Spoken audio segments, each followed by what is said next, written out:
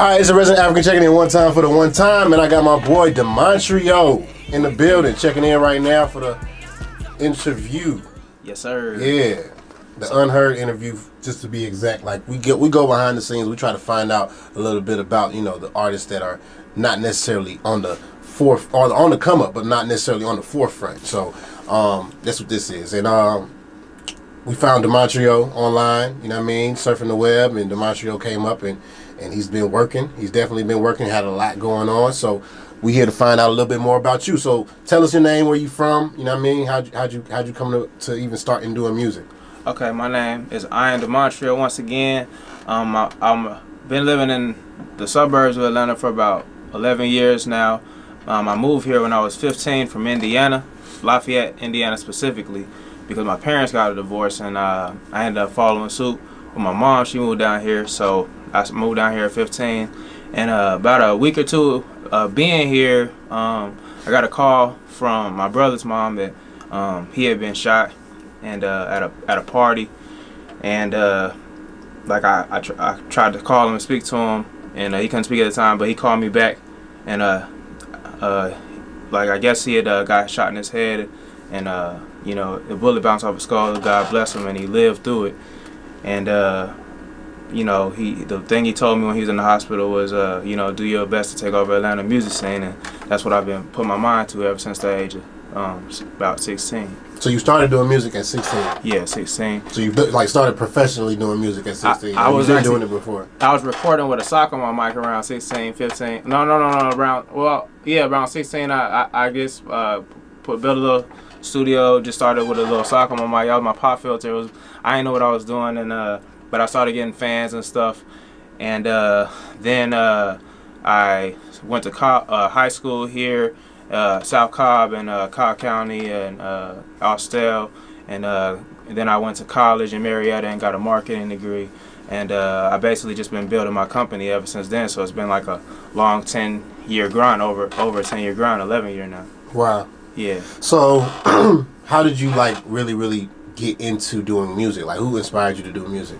Oh, well, actually, my cousin my distant cousin is Snoop, and my uncle is Daz Dillinger through marriage. So when I came here, I was hooping, and then I fell in love with music. I felt like I was a little bit better at it. I started getting fans and stuff, local fans, and that I just been staying focused on music ever since then. And I just knew that if I grinded hard enough, I'd have a little leeway. But they really haven't helped me, but I just been still doing my own thing, and I've elevated and kept grinding it out. So I saw that you got a single, well, not a single, but you got a project called Foreign. Yes, sir. Right? Yes, sir. So how did this project come about?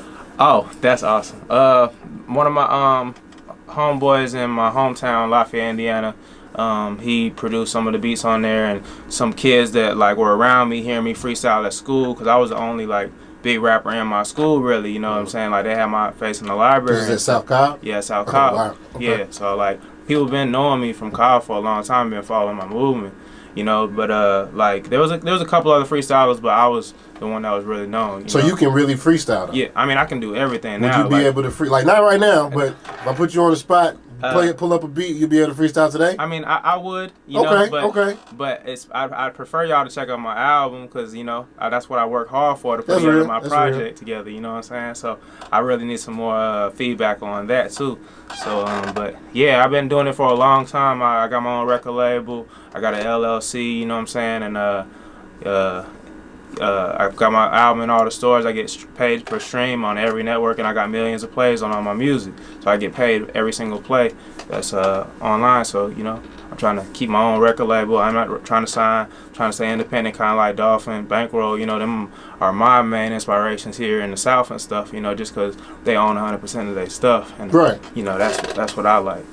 Okay, so I mean, you pretty much understand the business side of it, as far as being able to stay independent and on all your mastering and all that stuff. Yeah. So when it comes to just being able to build your image, what are you doing right now that's letting people know that this is who I am? I got me and my cousins run a video production studio in Marietta, so I do all my images and photos and videos and our own in-house video production studio, and I just try to communicate with my fans, and you know, just this is my first time actually opening up and actually doing an interview. This is like dope. this. Like, you know, I did one with Mook B, honored. but before I did one like some years ago with Mook B on his the independent little radio. But as far as like, you know, Major platform. yeah, major platform is my This is first. dope. Well, I mean, like this is something that you definitely got to look forward to, because you'll get to do a lot more of this as your career progresses. One thing I always tell artists is that, you know, you're never as good as your last record. You know what I mean? You always got to make your next record even bigger than your last record. You feel what I'm saying? So, with that being said, what do you think right now is like your biggest record to date? Like, or what are the, let me ask you this, what are the top 3 songs they got to listen to on Foreign? Hollywood is my best record on there. It's the most perfected. That's my baby. I worked on that record for about 3 years. And You worked on the record for 3 years? Yeah.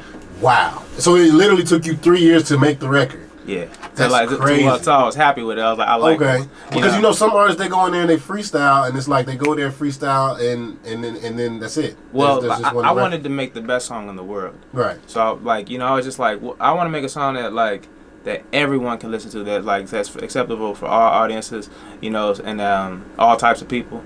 So I made a record. That's why I made the Foreign album, because I wanted to appeal to all cultures. So you know, so you wouldn't consider yourself a rap artist. You just consider yourself a general pop artist. I'm just, I'm an artist, but I'm a businessman. I'm like kind of like Rocco with that type of thing, you know. Except I just don't want to. I haven't wanted to attach my company to anybody else's yet. Like, you know. No, I mean like as far as genres. Like, you know, genres. I'm hip hop. Right? Oh, Okay. I'm hip hop and R&B. Hip hop and R&B. Yeah. Okay. Hip hop. I really want to dominate R&B one day, but this is the mecca of hip hop. So you know, I can definitely compete in it. I feel like I can be the greatest in both. Okay. So yeah. But So the first record was Hollywood. Hollywood. Which has about 500,000 plays online. Well, more than that, has a few million if you count the concert with Cardi B. Then Speakers Turned Up has 1.5 million plays. You know, that's another one that you need to check out. And my other single that I shot a video for on there is It's All Love, and Foreign too. The album's titled Foreign, but It's All Love is a great record. It's kind of like a old school, like a Ray Charles type of record, though. Okay, so we ain't gonna just skirt past it. Like, I mean, you said it, but I caught it. Maybe nobody else caught it, but I caught it. So you did a show with Cardi B? Yeah. How? Well, I've Explain that, because I I haven't done a show with Cardi B yet. And I've done shows with everyone, basically. Oh, really? Yeah. I'm gonna explain the Cardi B show. Okay, well, Cardi B, I did a show with Migos first before Cardi B. It was near my hometown in Indianapolis. And I got booked that show, so I had flew out there to do a show with Migos, and that didn't go the right way, because I was in the back taking pictures with groupies and stuff. I got a lot of fans and stuff, you know. Like I can't. There's places that I don't even like to go because girls harass me and stuff like that. People harass me. So it's like, you know, like, so I'm there doing a show with Migos to come out before them, and So you were opening up for Migos. opening up for them in my home. How long ago was this? This was in 2017 or so. Okay. It was when Offset was locked up. Wow. Okay. So that's okay. That's yeah. We're gonna get to that. So I did the show with I was there to perform with them, and I was in a room kind of like this, a little bit bigger, and I was taking pictures with my fans, and the promoter came up to me. He like, hey, it's time for you to go out. You know, Migos are here. So I go out there to go on the stage, and Migos were already on the stage. So you know, they the club paid me a fee for my troubles or whatever, and they offered me another show, and my next show was offered was with Cardi B and Trina.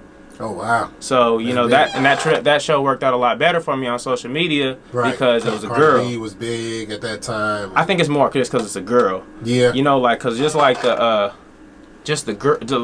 girls, you know what I'm saying? Cardi B was definitely big at that time too, though. She was big because of loving hip hop. Like, they knew her stuff better than mine. I was about to say they probably might have knew her stuff more than they knew yours because of TV. They TV definitely did. gives you a extra boost sometimes. I was excited to see Trina more than Cardi, honestly. Right, at that time, she wasn't gonna be as big as she was now. No, back then. I didn't even know anything about her. I just knew that she was like, crazy. The people at my job were telling me about it. Like, oh, you better check her out. You know, it's like her music's pretty good and stuff. And I'm like, she just probably some stripper girl. I don't know. You know what I'm saying? Right. So like, but when I seen her in person, that's when I fell in love with her. She was beautiful. Like, she can dance like Jennifer Lopez. Like, she's really got the full package in person. Like, Yeah, She's she's nice. So those are, out of those 3 records you wanted us to check out. You said Hollywood. Foreign is just like the bonus, but Hollywood. Speakers turned up. And It's All Love. And It's All Love. So make sure you check those records out if you haven't already.